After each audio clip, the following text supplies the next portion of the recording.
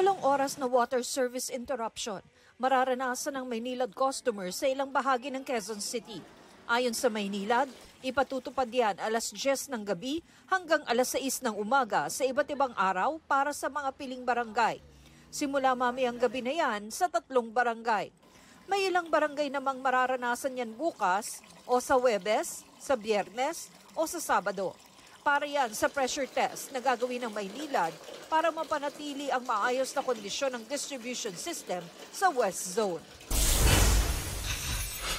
Paano ka nang bigyan ng tulong pinansyal ang lahat ng mga estudyante? Dininig sa Kamara.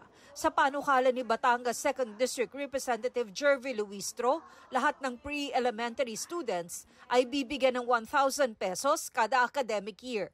2,000 pesos naman para sa mga nasa elementary, 3,000 pesos para sa nasa junior high, 4,000 pesos para sa nasa senior high, at 5,000 pesos para sa nasa kolehiyo.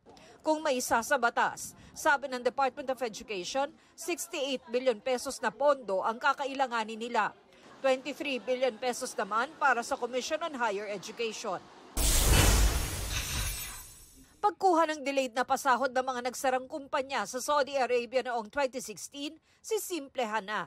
Sabi ng Migrant Workers Department, hindi na magiging strikto ang bangko sa mga minor discrepancy ng pangalan sa mga ID at sa tseke. Pinaplansya na raw nila sa Land Bank na payagan ng mga byudo o byuda na ma-encash ang tseke sa mas madaling paraan. Lusot na sa ikatlo at huling pagbasa ng Senado ang panukalang dagdagan ng 100 piso ang daily minimum wage ng mga manggagawa sa pribadong sektor.